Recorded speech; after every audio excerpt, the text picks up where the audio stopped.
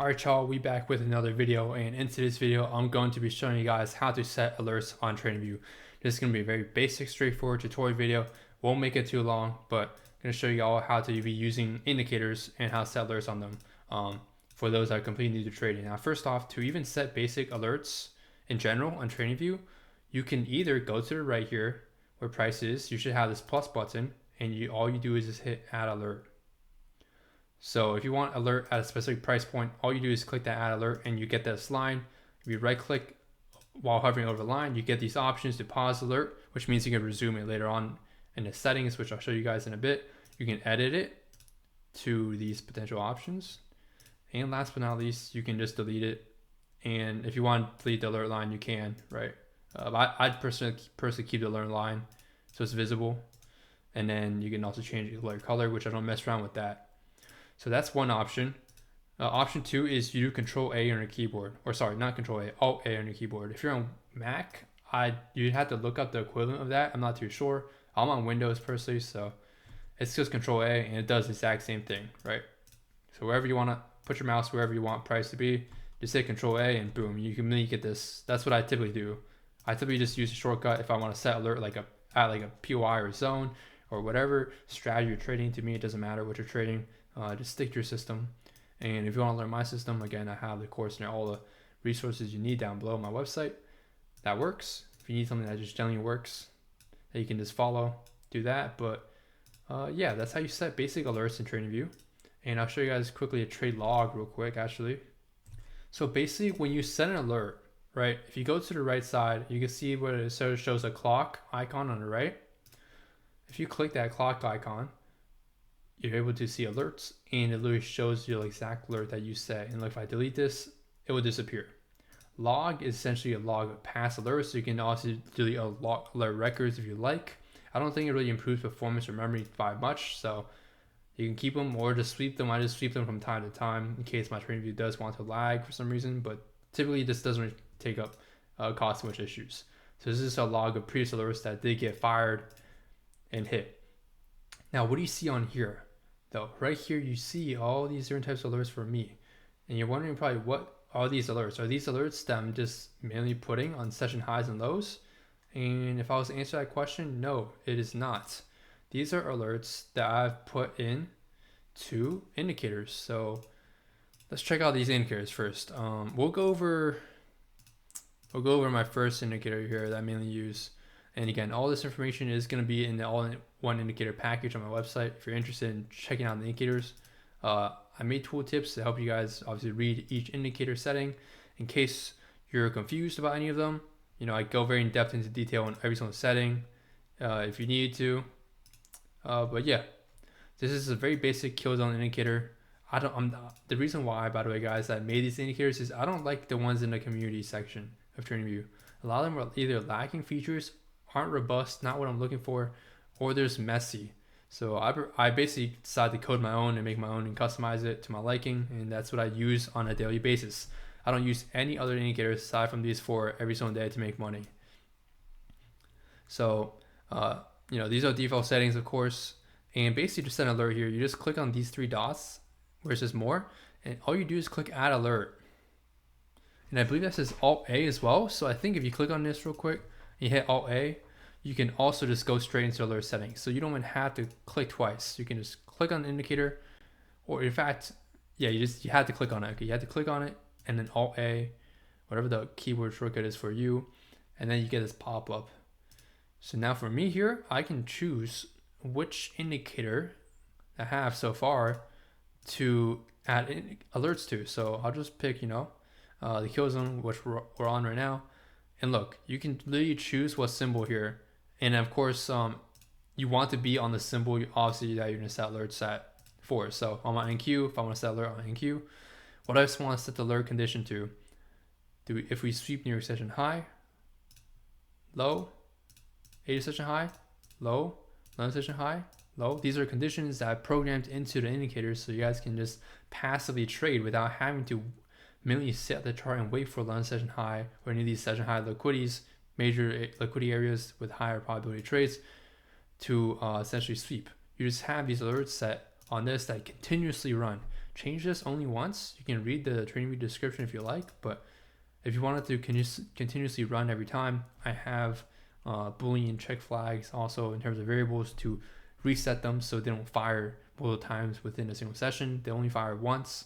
And then, of course, it resets the flag again as soon as a new session, previous high or low, is made with that same corresponding session.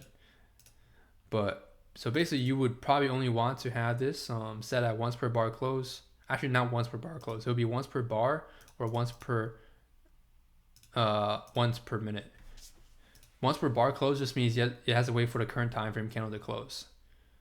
And typically, you want to just get the alert as soon as possible. And of course, interval is an interval. For example, if you're on once per bar close, it'll wait for the 1 minute candle to close. If you set this to 5 minutes, it'll wait until the 5 minute candle to close. So always just make sure the time frame that you're on makes sense, and you can just avoid all that by once per bar or once per minute if you just want to, right? And that's what I usually use. I usually use once per bar. And expiration, you can obviously set this at open-ended alert, meaning it will never expire, and this will be kept in the back of TradingView's history every single day, basically, to essentially allow you to have this on 24/7. And that's typically what you would want to do if you do use session highs and low sweeps, which I do incorporate as a confluence into my own trading. All right, so continuing off from where we left off. Aside from that, you can add an alert name. Let's say video. You can just add alert name. And message is just a message that shows up on the pop-up once you get that alert. And of course, placeholder. I don't really look into this. I'm not gonna lie. You guys can look into it if you want. Notifications. Choose what you want. This just chooses the sound that you want. I just have the cash register sound. I don't really like the default, which is like there's a lot of options, but default is thin, and it low key is a high pitched sound. I'm just not a fan of. I just chose cash register. It's pretty cliche, but the other ones you can choose jackpot if you want. I don't know. I don't really care. Whatever you want to pick. Pick the sound, and of course, you obviously only want it once. You don't want to have cash register playing for a minute, right? And then of course you can have it sent to you through like a text, webhooks, email. For me, I just have notify an app, toast notification, and play sound, because sometimes if I'm traveling or on the go outside, not on my computer, and I do want to be taking for a trade, I just want that alert to be obviously sent through the mobile app. But these are default settings I use. I just keep them like that. If you just create this alert, you'll see what I mean here. You can see the alert name is video. And let's see if I can force this to play. I don't think I can. Yeah, I don't think I'll be able to force this to play. And London Low already got taken, so the alert would have already been sent, unfortunately. But yeah, so that's basically how you set alerts on indicators.